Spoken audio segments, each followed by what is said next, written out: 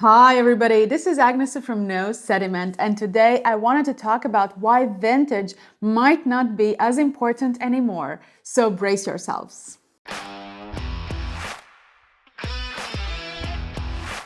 This video was inspired by one of my recent episodes where I read out mean Vivino comments on certain wines and then tasted those wines myself. And while I still believe that vintage matters, I talk more about that in another video. I will link it here. Today, I want to make the case why it might not matter. In the Vivino video, some of you commented that I was not taking into consideration vintages of these wines. Indeed, some of the mean comments I read out were based on specific vintages. And I was tasting and assessing the same label, but a different vintage. The reason I did not focus too much on getting the matching vintages of these wines is simple and brings me to my very first point. Vintage does not matter for every wine. Kind of. Let me explain what I mean. I don't choose my bottle of Provence Rosé or Marlborough Sauvignon Blanc based on the quality of the vintage. For these wines, vintage simply does not matter as much as it does for classed growth Bordeaux or Grand Cru Burgundy wines. These are wines meant to be opened and enjoyed within a year or two after bottling. Cellaring them longer will lead to losing the fruit vivacity and freshness, as well as energy and nerviness. To put it simply, the only reason I would even check the vintage of these wines is to make sure I am not buying bottle that is too old. I want them to be as fresh as possible to deliver that brightness of fruit they were made to do. So most of the wines I tasted in that particular video were priced under 15 euros and were clearly intended for immediate consumption. And rather than expressing vintage variation, I would assume the winemakers behind those labels are far more concerned on retaining the consistency over the years.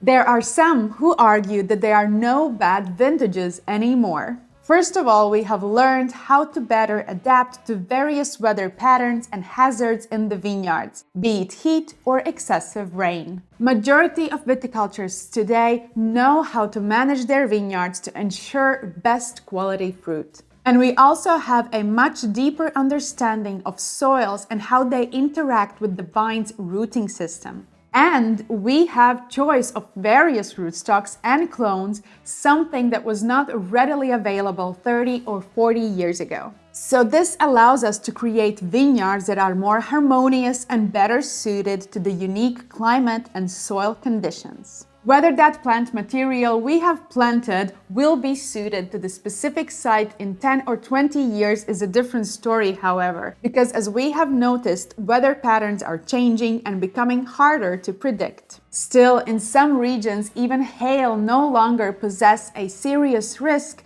thanks to the use of balloons that release silver salt into the air and thus transforming ice into water. But understanding vineyard or changing weather does not stop there. In Bordeaux, many top estates now use optical sorters that can remove unwanted grapes or other material with a very high precision. Château Angelus in Saint-Emilion, for example, uses density bath that sorts grapes based on their sugar content, thus ensuring that the only best fruit makes it into the wine. All of this just shows how far viticulturists and winemakers have come in adapting to unpredictable weather and still being able to produce top quality wine even in the most challenging years. And that brings us to the next point: obsession with perfectionism.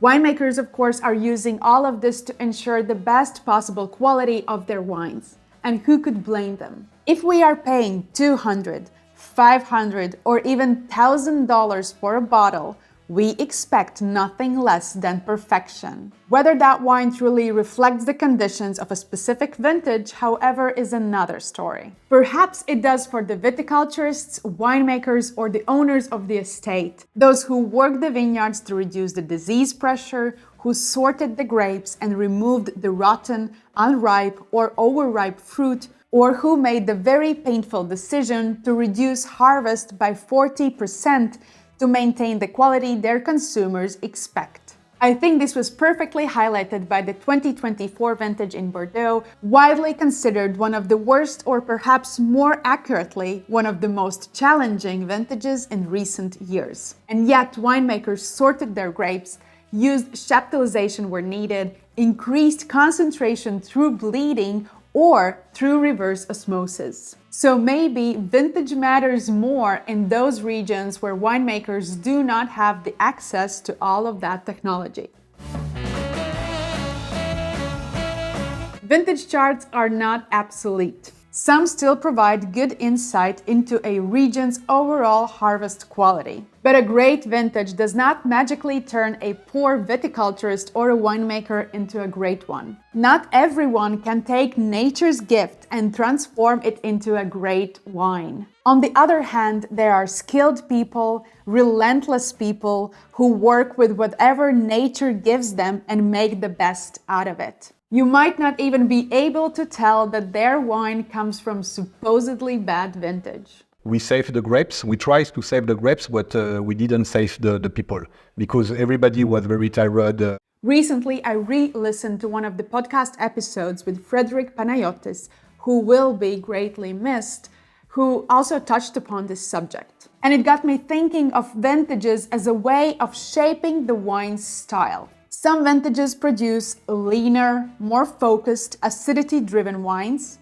and others make more opulent, riper, and richer fruit wines. Some are made for earlier drinking, while others are built for long cellaring. For example, Chateau Latour released their 2017 vintage before they released their iconic 2016, exactly because it was considered a vintage of a great potential. And lastly, I want to say that what we define as a great vintage has changed. And indeed, we used to talk about sunny and dry growing seasons in Bordeaux as indicators of the highest quality vintages because historically, those were always the best. These conditions promised healthy fruit and full maturity. But nowadays, that's no longer the case. Today, fully ripening grapes is less of a challenge, both due to the climate change and better viticulture practices. In fact, excessively hot and dry vintages now come with certain risks, such as too high sugar levels that translate into unbalanced, overly alcoholic wines. Sometimes wines are so stressed out that they completely shut down the maturation process, leading towards green and unripe flavors in hot and sunny vintages. These vintages can also force winemakers to harvest earlier when sugar and acidity levels may be there, but the flavors have not yet fully developed. And that is something I have noticed more and more often in wines. You have the structural elements, but you lack the actual flavors. So these are my thoughts on your comments regarding vintages in wine. It is a more complex topic than initially seems and perhaps deserved more explanation from my part. But vintage is still extremely important and perhaps even more so to the people working in the vineyards and whose livelihoods depend on their land. But of course, to us wine lovers as well. Just recently, I took part in a tasting of Barolos from the 2021 vintage and they absolutely shined. They were so beautiful with almost every single example showing top quality. Then I got to taste the 2022 vintage Barbarescos and you could really feel the struggle and the hardness of that vintage. These were my thoughts on the vintage topic and I would really like to hear your thoughts, especially if you think otherwise, so please drop the comments below. So this video was inspired by Mean Vivino comment video, so make sure to watch it next.